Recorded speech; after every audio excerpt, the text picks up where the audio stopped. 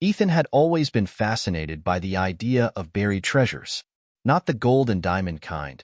He wasn't that lucky, but the thrill of finding something hidden beneath the earth had always drawn him in. So, on a lazy Saturday afternoon, he stood in his backyard, sweeping his metal detector over the grass. The rhythmic beep beep beep of false hits had almost lulled him into a trance when suddenly, beep beep beep, the noise was different, louder, more urgent. Ethan frowned and adjusted his grip, moving the detector again over the spot. The device practically screamed. Heart pounding, he grabbed a shovel and started digging. Inch by inch, the soil gave way, until his shovel hit something hard. Not rock, not wood, metal. Brushing away dirt, Ethan uncovered a smooth, metallic surface, cool to the touch. It wasn't rusty like old junk. This was pristine. A pod, about the size of a coffin, with strange, glowing lines etched along its length. His pulse raced. "What the hell is this?" he muttered. A hiss escaped from the pod, like a vacuum seal breaking. Ethan jumped back as the top slid open with a whisper-quiet motion. A soft, eerie glow illuminated the inside, revealing a girl.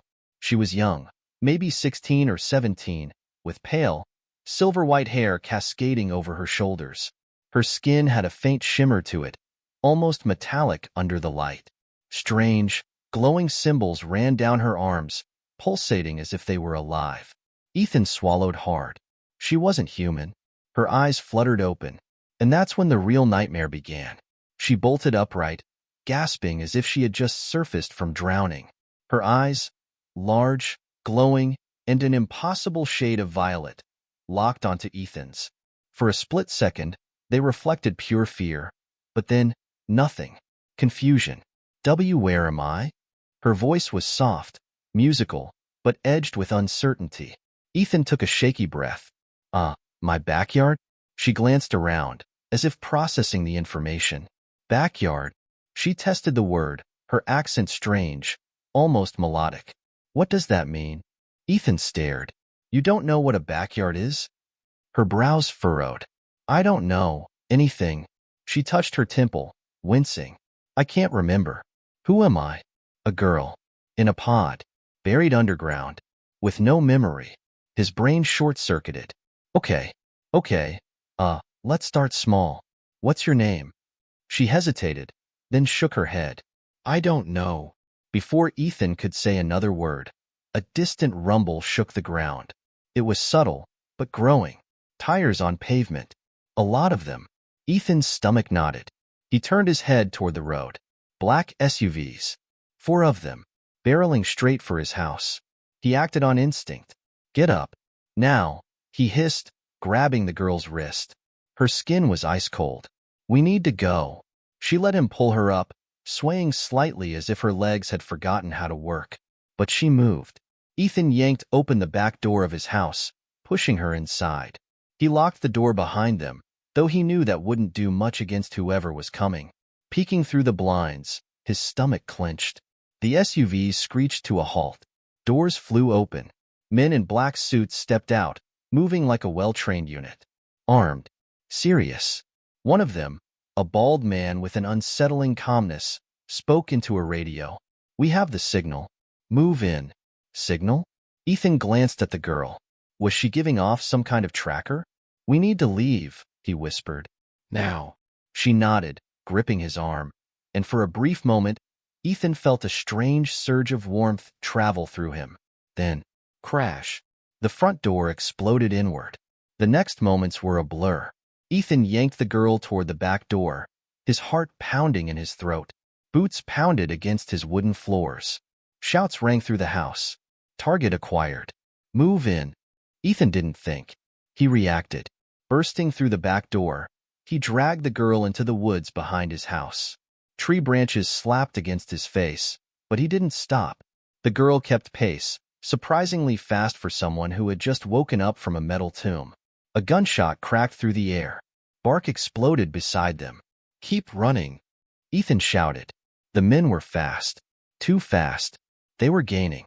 Then, the girl turned, and everything changed. Ethan had no idea what he was expecting, but definitely not this. She raised her hands. Her markings glowed brighter. And then, a wave of energy exploded from her palms. The air rippled. Trees bent. The agents were thrown backwards as if hit by an invisible tsunami. Ethan skidded to a stop, eyes wide. The girl swayed, as if the effort had drained her.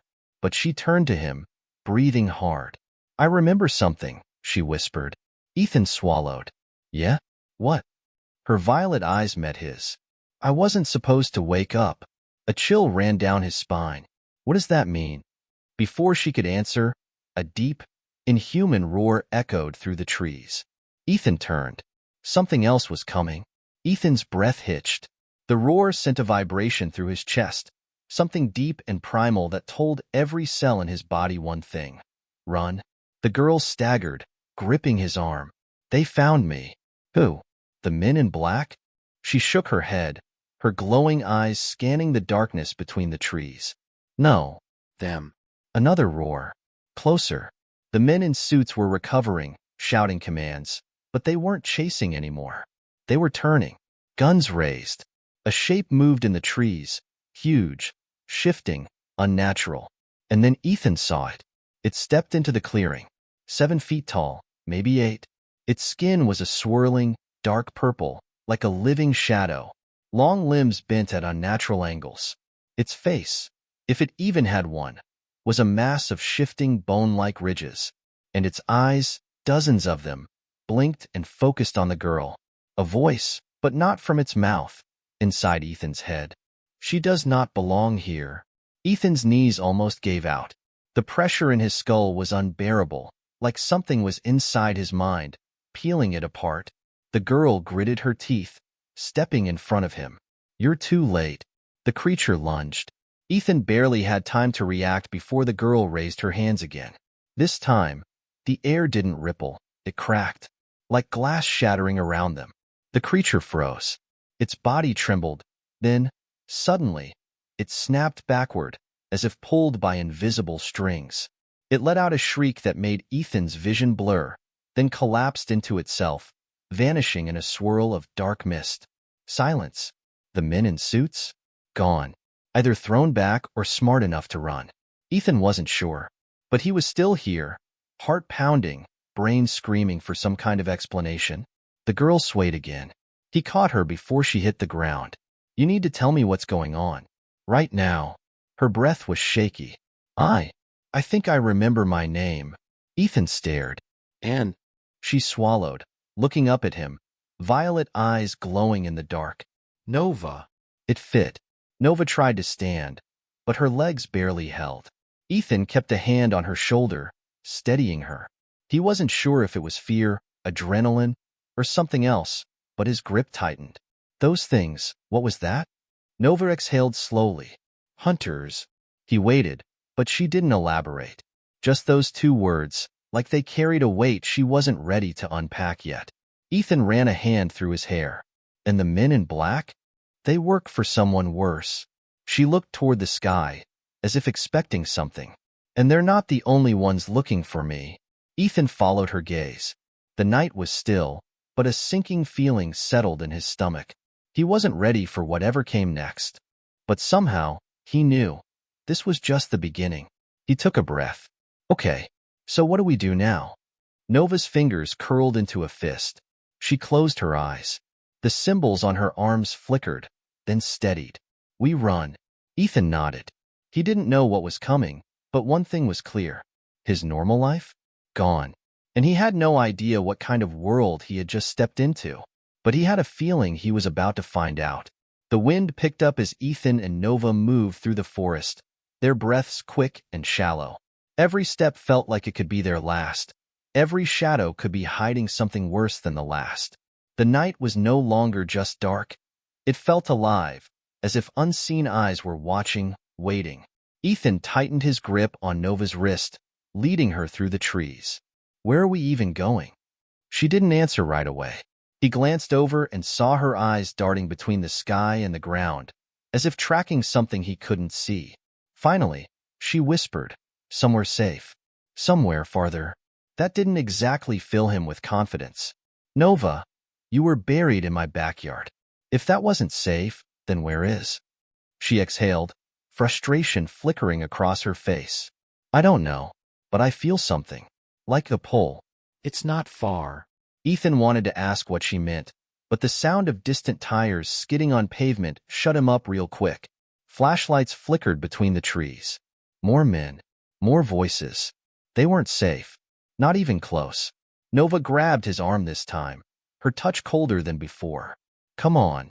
She was leading now, moving faster. Ethan kept up, trying not to trip over roots in the darkness. His mind was racing. The girl. The pod. The thing in the woods. The suits. The hunters. What the hell had he just gotten himself into? Then Nova stopped, dead still. Ethan nearly slammed into her. What? She shushed him, raising a hand. Her glowing markings dimmed slightly. She was listening. Ethan strained his ears, but all he could hear was his own heartbeat. Nova, we need to... Snap. A twig broke behind them. Ethan turned. Nothing. Then, something shifted. Not footsteps. Not voices. Something else. A low clicking sound, almost insect-like, echoed between the trees. It was close, and it wasn't alone. Nova's fingers tightened around his wrist. They sent more. Ethan's stomach clenched. More what? She didn't answer. Instead, she moved. 1 second, she was standing still. The next, she was sprinting, dragging Ethan with her. And behind them, the forest came alive. Dark figures melted from the shadows, their bodies bending, limbs too long, too sharp. The same creatures as before. Their eyes, rows of them, glowed a deep, burning red now. The clicking grew louder, a chorus of them, speaking in some language that wasn't meant for human ears. And then they chased. Ethan had never run so fast in his life. His lungs burned, his legs screamed. The creatures moved like nightmares, slithering between trees, almost gliding. Nova gritted her teeth. We're close. Ethan didn't ask. He just followed. The ground sloped downward, and suddenly, they burst into a clearing. In the center, a structure. Not a building. Not a house. Something else. It looked old, like it had been there for centuries, buried by time and nature. A metallic archway stood in the middle, pulsing faintly, the same color as Nova's markings. Ethan had no idea what it was. But Nova did. She stumbled toward it, lifting a hand. The moment she touched the metal, a deep hum filled the air. The creatures behind them stopped. Ethan turned, chest heaving. The hunters hissed, shifting nervously, their bodies flickering like mirages. They didn't step closer. They couldn't. Nova's voice was soft, filled with realization. This was mine. Ethan swallowed hard. What do you mean, yours? Her glowing eyes met his. I think I built this. The air crackled around them. The hunters were still waiting, watching. Ethan exhaled. Nova, what are you? She looked back at the portal, her fingers brushing against the symbols etched into the surface. I think I was a weapon. Before Ethan could react, the portal activated, and everything exploded into light. The portal's light swallowed everything. Ethan barely had time to shield his eyes before the hum turned into a deep boom, shaking the ground beneath them. The air felt wrong, like it was bending, twisting around the structure. Nova stepped forward. Her glowing markings pulsed in sync with the portal, and something clicked in Ethan's mind. This wasn't just some random buried tech. It was hers. A part of her. Behind them, the hunters twitched, retreating slightly, but they weren't giving up. They circled, waiting. The men in black had arrived too, weapons raised. But none of them stepped closer. Then, the bald man, the one who seemed to be in charge, spoke. Nova. His voice was calm, too calm. You don't understand what you're activating. Step away. Ethan turned to her. Nova, what is this thing? She didn't blink. A way out. Out of what? She finally looked at him. This planet. Ethan's brain short-circuited. Wait, you're saying this is a ship, a gate, a key, all of it? The air around the portal warped. The symbols blazed, and the archway's center turned into a window to somewhere else. A sky filled with swirling blue stars. Not Earth. The bald man took a step forward. You're making a mistake. Nova didn't even look at him. She turned to Ethan. You should go. Ethan's chest tightened. Go where? She hesitated. I don't belong here. I remember now. I was built, designed, but something went wrong. I was buried to keep me hidden, to keep me safe. But they found me. Ethan's hands curled into fists. Then we fight. We run. We figure it out. You don't have to. A gunshot. The bullet never reached them. Nova raised a hand, and the air cracked. The bullet froze midair before dropping harmlessly to the ground. The bald man sighed. So be it. The hunters lunged. Nova moved. Everything happened at once. The ground split. The sky flickered. The portal surged, a vacuum pulling in energy. The hunters screamed as their bodies collapsed into light, sucked into the portal like dust in a storm. The men in black ran. Nova's body flickered, her markings burning bright. The portal was pulling her in too. Ethan grabbed her wrist. No, you don't get to just leave. She smiled, soft, sad. Ethan, I don't belong here. He felt it.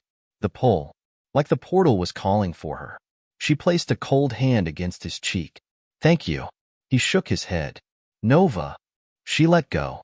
Ethan reached, but it was too late. Nova stepped into the light. The portal collapsed. Silence. The clearing was empty. The structure was gone. The sky was still. Only Ethan remained. The men in black had disappeared. The hunters were gone. It was over. Ethan stood there, staring at the spot where Nova had vanished. And then, for the first time since this had all started, he was alone. But somewhere, beyond the stars, she was free.